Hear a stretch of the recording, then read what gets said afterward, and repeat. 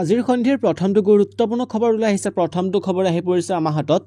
কাইলৈৰ পৰা ৰাজ্যত নচলিব বাছ, নাপাব অলা উবেৰৰ লগতে ৰন্ধন গেছ। কাইলৈৰ পৰা ৰাজ্যজুৰি বন্ধ থাকিব দিবা নৈশ বাছ সেৱা। 5 আৰু 6 জানুৱাৰীত অসম মটৰ আৰু শ্ৰমিক সংগঠনৰ ধৰ্মঘট। কাইলৈ ঘৰৰ পৰা ক'ৰবালৈ ওলাই যোৱাৰ পৰিকল্পনা আছে নেকি আপোনাৰ? যদিহে এনেকুৱা পৰিকল্পনা কৰিছে সেয়া সফল নহ'ব পাৰে। কাইলৈৰ পৰা ৰাজ্যজুৰি বন্ধ থাকিব দিবা নৈশ বাছ সেৱা। 5 আৰু 6 জানুৱাৰীত অসম মটৰ আৰু শ্ৰমিক সংগঠনৰ ধৰ্মঘট পালন কৰিছে। কেন্দ্ৰ চৰকাৰৰ নতুন আইন ভাৰতীয় ন্যায় সংহিতা 2023ৰ অধীনৰ হিট এণ্ড ৰান গোচৰৰ বিৰোধিতাৰে প্ৰতিবাদ ৰাজ্যৰ বাছ চালকৰ। এয়াই নহয় 5 আৰু 6 জানুৱাৰীৰ পিছত আপোনাৰ ব্যক্তিগত বাহন আৰু পাকঘৰতো পৰিব প্ৰত্যক্ষ প্ৰভাৱ। কাইলৈৰ পৰা দুদিনৰ বাবে পেট্ৰলিয়াম মজদুৰ ইউনিয়নৰ ধৰ্মঘট। তেল গেছ সকলো পৰিবহণ বন্ধ লাগিব সংগঠনটোৱে। ইয়াৰ প্ৰত্যক্ষ প্ৰভাৱ পৰিব আপোনাৰ দৈনন্দিন জীৱনত। ৰাজ্যত তেল বা ৰন্ধন গেছৰ নাটনিৰ আশংকা কৰা হৈছে। লগতে বন্ধ থাকিব অলা উবেৰকে ধৰি সকলো টেক্সি আৰু বাইক ছাৰ্ভিচ। কেন্দ্ৰীয় চৰকাৰৰ নতুন আইনৰ অনুসৰি কোনো লোকৰ দুৰ্ঘটনাত মৃত্যু হ'লে বাহনৰ চালকে 10 বছৰ সশ্ৰম কাৰাদণ্ড ভুগিব লাগিব। লগতে 7 লাখ টকা পৰ্যন্ত জৰিমনা ভৰিব লাগিব, যাৰ বাবে এতিয়া জাঙুৰ খাই উঠিছে দিবা নৈশ বাছ চালকসকল। দুৰ্ঘটনাত সংঘটিত হোৱাৰ পিছত আঘাতপ্ৰাপ্ত লোকক ততাতৈয়াকৈ নিব লাগিব চিকিৎসালয়লৈ আৰু তাৰ পাছতো জনাব লাগিব স্থানীয় আৰক্ষীক। কেন্দ্ৰীয় চৰকাৰৰ এই নতুন আইনৰ বাতিলৰ দাবী জনাইছে সংগঠনকেইটাই। আৰু ভোগালী বিহুৰ পূৰ্বে এই বাছ চলাচল বন্ধই বিৰূপ প্ৰভাৱ পেলাব অসমত। ইতিমধ্যে মধ্যপ্ৰদেশ, মহাৰাষ্ট্ৰ, ছত্তীশগড়, পশ্চিমবংগ, পাঞ্জাৱত চালকসকলে আৰম্ভ কৰিছে প্ৰতিবাদ, যাৰ ফলত ৰাজ্যসমূহত সৃষ্টি হৈছে অসুবিধাৰ। ইতিমধ্যে মুম্বাইত নাটনি হৈছে ৰন্ধন গেছ চিলিণ্ডাৰৰ। হোটেল ৰেষ্টুৰেণ্টতো অভাৱ হৈছে ৰন্ধন গেছৰ। মধ্যপ্ৰদেশ, মহাৰাষ্ট্ৰ, ছত্তীশগড়, পশ্চিমবংগ, পাঞ্জাৱৰ তেল ডিপুসমূহৰ সন্মুখত হৈছে অভাৱনীয় ভিৰ। ইপিনে বনভোজলৈ যোৱাৰ পৰিকল্পনা কৰিছে নেকি আপুনি? বনভোজৰ দলৰ বাবে অসম আৰক্ষীৰ SOP জাৰি কৰিছে। জানক কি আছে এই বিশেষ নিৰ্দেশনাত। আপুনি বনভোজলৈ যোৱাৰ পৰিকল্পনা কৰিছে? বুধবাৰে অসম আৰক্ষীয়ে বনভোজৰ দলৰ প্ৰতি জাৰি কৰিছে কেতবোৰ গুৰুত্বপূৰ্ণ বিশেষ নিৰ্দেশনা। জানক কি আছে এই বিশেষ নিৰ্দেশনাত। বুধবাৰে দেৰগাঁৱত হোৱা বনভোজ দলৰ শোকাবহ বাছ দুৰ্ঘটনাৰ পিছত ৰাজ্যত তৎপৰ হৈ পৰিছে আৰক্ষী প্ৰশাসন। বুধবাৰে অসম আৰক্ষীয়ে বনভোজৰ দলৰ প্ৰতি জাৰি কৰিছে কেতবোৰ গুৰুত্বপূৰ্ণ বিশেষ নিৰ্দেশনা। এই বিশেষ নিৰ্দেশনাসমূহ হৈছে বনভোজলৈ যোৱা বাহনসমূহত যাতে ভিৰ নহয় সেইটো নিশ্চিত কৰিব লাগিব। বনভোজলৈ আশে-পাশে অবৈধ সুৰাৰ ব্যৱসায় কৰিব নোৱাৰিব। বনভোজলৈ যোৱা বাহনসমূহৰ চালকসকলে বাহন চলোৱাৰ পূৰ্বে কোনো ধৰণৰ মাদক দ্ৰব্য সেৱন কৰিব নোৱাৰিব। বাহনসমূহত উচ্চ স্তৰত সংগীত বজাব নোৱাৰিব। সূৰ্যোদয়ৰ পূৰ্বে আৰু সূৰ্যাস্তৰ পিছত বনভোজ দলৰ যাতায়াত বন্ধ হ'ব লাগিব। স্থানীয় আৰক্ষীক বনভোজৰ ভ্ৰমণৰ উৎসৱ স্থান আৰু লক্ষ্যস্থানৰ সবিশেষ আগতীয়াকৈ অৱগত কৰিব লাগিব। স্থানীয় আৰক্ষীক এটা তদন্তকাৰী গোট গঠনৰ পৰামৰ্শ আৰু যদি প্ৰয়োজন হয় তেন্তে গাঁওৰক্ষী বাহিনীৰ সহায় লৈ বনভোজস্থলীত অবৈধ সুৰাৰ ব্যৱসায়ী আৰু অবৈধ কাম-কাজৰ নিৰীক্ষণ কৰাৰ পৰামৰ্শ। স্পৰ্শকাতৰ বনভোজস্থলী আৰু ইয়াৰ আশে-পাশে পৰ্যাপ্ত পোহৰ ব্যৱস্থা কৰাৰ পৰামৰ্শ। বনভোজস্থলীত পৰ্যাপ্ত পাৰ্কিং স্থানৰ ব্যৱস্থা কৰাৰ পৰামৰ্শ দিয়া হৈছে। বনভোজ দলৰ বাহনৰ চালকে জোতা পিন্ধাটো বাধ্যতামূলক। বনভোজৰ দলসমূহ কুঁৱলীৰ সময়ত যাত্ৰা নকৰিবলৈ পৰামৰ্শ দিছে এই SOPত। 155তকৈ ভূমিকম্পত জোকাৰি গ'ল জাপানক, বাঢ়ি আছে মৃতকৰ সংখ্যা। জাপানৰ প্ৰধানমন্ত্ৰী ফুমিঅ' কিচিডাই জনোৱা মতে বিস্তৰ ক্ষতিসাধন হৈছে ভূমিকম্পত। যুদ্ধকালীন তৎপৰতাৰে উদ্ধাৰ আৰু সাহায্য অভিযান চলাইছে জাপানৰ চৰকাৰে। এটা দুটা নহয় 155তকৈ ভূমিকম্পই জোকাৰি গ'ল জাপানক। সোমবাৰে ক্ৰমাগতভাৱে 155তকৈ ভূমিকম্পই জোকাৰি গ'ল জাপানক। 155টা ভূমিকম্পৰ জোকাৰণিৰ ভিতৰতে 6টা প্ৰবল ভূমিকম্প আছিল। প্ৰলয়ংকাৰী ভূমিকম্পৰ ফলত কেইবাটাও ঘৰ ক্ষতিসাধন হোৱাৰ লগতে ভূমিকম্পত এই পৰ্যন্ত 48 জন লোকৰ মৃত্যুৰ বাতৰি পোৱা গৈছে। জাপানৰ প্ৰধানমন্ত্ৰী ফুমিঅ' কিচিডাই জনোৱা মতে বিস্তৰ ক্ষতিসাধন হৈছে ভূমিকম্পত। যুদ্ধকালীন তৎপৰতাৰে উদ্ধাৰ আৰু সাহায্য অভিযান চলাইছে জাপান চৰকাৰে। ভূমিকম্পৰ ফলত বহু লোক গৃহহীন হৈ প্ৰচণ্ড শীতৰ মাজতে কটাবলগীয়া হৈছে। বিমান জাহাজ ব্যৱহাৰ কৰি ক্ষতিগ্ৰস্ত লোকক তাৎক্ষণিকভাৱে পানী, খাদ্য, কম্বলকে ধৰি অত্যাৱশ্যকীয় সামগ্ৰীৰ যোগান ধৰিবলৈ নিৰ্দেশ দিছে প্ৰধানমন্ত্ৰীয়ে।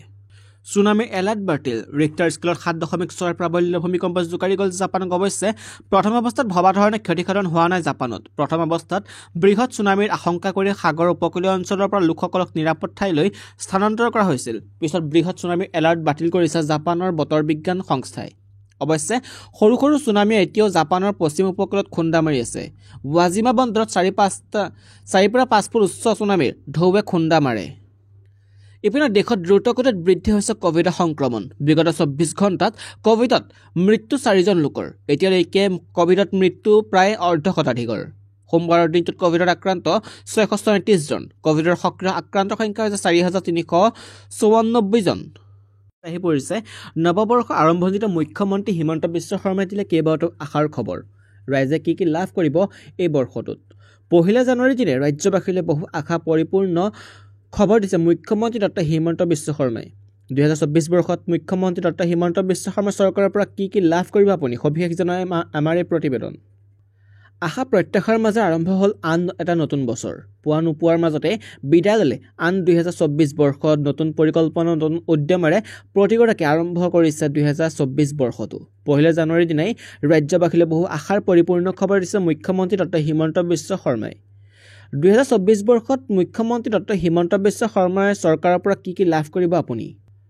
গুৱাহাটী উত্তৰ গুৱাহাটী দলং 28 ফেব্ৰুৱাৰীৰ দিনা ৰাইজৰ বাবে মুকলি হ'ব গুৱাহাটী উত্তৰ গুৱাহাটী দলঙৰ এটা অংশ গুৱাহাটীবাসীক যান-জঁটৰ সমস্যাৰ পৰা ৰেহাই দিয়াৰ ক্ষেত্ৰত অতি গুৰুত্বপূৰ্ণ হ'ব গুৱাহাটী উত্তৰ গুৱাহাটী দলং শিক্ষা ক্ষেত্ৰত নতুন জাগৰণ 2024 বৰ্ষতো ৰাজ্যৰ শিক্ষা ব্যৱস্থাৰ বাবে অতি গুৰুত্বপূৰ্ণ খবৰ বছৰ এই বৰ্ষতেই ৰাজ্যৰ 500খন হাইস্কুল দিয়া হ'ব নতুন ৰূপ আনহাতে 100খন চাহ বাগিচাত নিৰ্মাণ হ'ব বিদ্যালয় ৰঙালী বিহুৰ পূৰ্বে 200খন হাইস্কুল নিৰ্মাণ কাৰ্য আৰম্ভ হ'ব উদ্যোগত মাইলৰ খুঁটি 2024 বৰ্ষতো ৰাজ্যৰ ঔদ্যোগিক ক্ষেত্ৰৰ বাবে হ'ব এক মাইলৰ খুঁটি এই বৰ্ষতেই অসমত 2-3টা কোম্পানীয়ে বৃহৎ বিনিয়োগ কৰিব ঐতিহাসিক প্ৰকল্প এই বৰ্ষতে ৰাজ্যৰ কেইবাটাও ৰাজহুৱা খণ্ডৰ প্ৰতিষ্ঠান ঐতিহাসিক প্ৰকল্প হিচাপে বিবেচনা হ'ব গুৱাহাটী চিকিৎসা মহাবিদ্যালয় নেহেৰু ষ্টেডিয়াম চিৰিয়াখানা দীপৰ বিল হ'ব আইকনিক প্ৰজেক্ট আনহাতে নিৰ্মাণ হ'বলগীয়া গহপুৰৰ কনকলতা বিশ্ববিদ্যালয় দীঘলী পুখুৰীৰ নুনমাটি উৰণ সেতু চুকাফা বিশ্ববিদ্যালয় হ'ব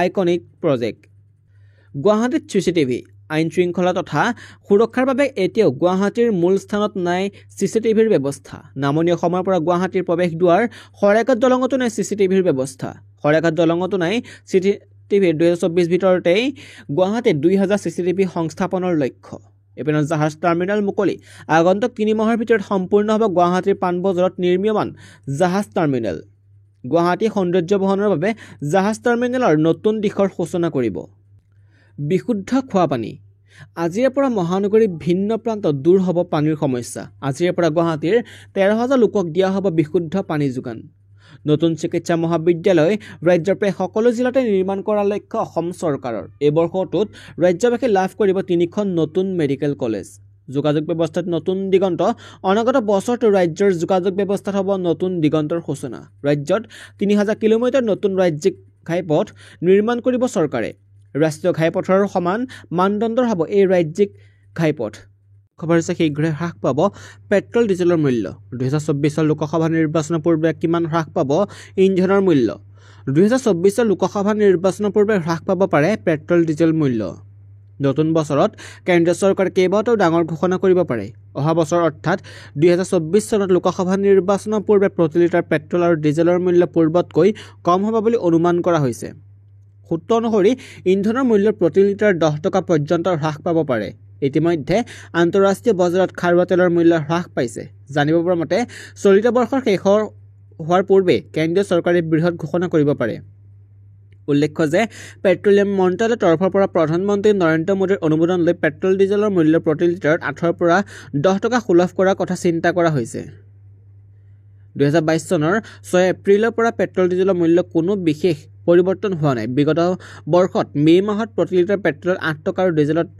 6 টকা হ্ৰাস পাইছিল বৰ্তমান পেট্ৰল ডিজেলত Indian oil Bharat petroleum Hindustan petroleum লাভ অধিক হৈছে ইয়াৰ পূৰ্বে 58,198 কোটি টকাৰ লাভ হৈছিল বৰ্তমান গুৱাহাটীত প্ৰতি লিটাৰ পেট্ৰলৰ মূল্য 98.08 টকা আৰু ডিজেলৰ মূল্য 90.33 টকা ইপিনে ডাঙৰ ঘোষণা দিছে মোদী চৰকাৰ কৰ্মচাৰী ডিএ ফিটমেন্ট ফেক্টৰ লগতে দৰমহা বৃদ্ধিৰ সম্ভাৱনা কেন্দ্ৰীয় চৰকাৰৰ কৰ্মচাৰীৰ বাবে নতুন বছৰত অতি গুৰুত্বপূৰ্ণ হ'বলৈ গৈ আছে নতুন বছৰটোত কেন্দ্ৰীয় চৰকাৰৰ কৰ্মচাৰীৰ বাবে বহুত বিশেষ হ'ব কেন্দ্ৰীয় বাজেটত কৰ্মচাৰীৰ বাবে ডাঙৰ ঘোষণা কৰিব পাৰে যিয়ে কেইবা লাখ কৰ্মচাৰীৰ ওপৰত ইতিবাচক প্ৰভাৱ পেলাব পাৰে বুলি আশা কৰা হৈছে মোদী চৰকাৰৰ পৰা কেন্দ্ৰীয় চৰকাৰৰ কৰ্মচাৰীসকলক এক প্ৰকাৰ সুখৰ খবৰ আহিব পাৰে বুলি এটা অতি গুৰুত্বপূৰ্ণ সংকেত পোৱা গৈছে। কৰ্মচাৰী ডিএ ফিটমেণ্ট ফেক্টৰ বৃদ্ধি পাব পাৰে, লগতে তেওঁলোকৰ বৰ্তমানৰ দৰমহা বৃদ্ধি হোৱাৰ সম্ভাৱনা আছে।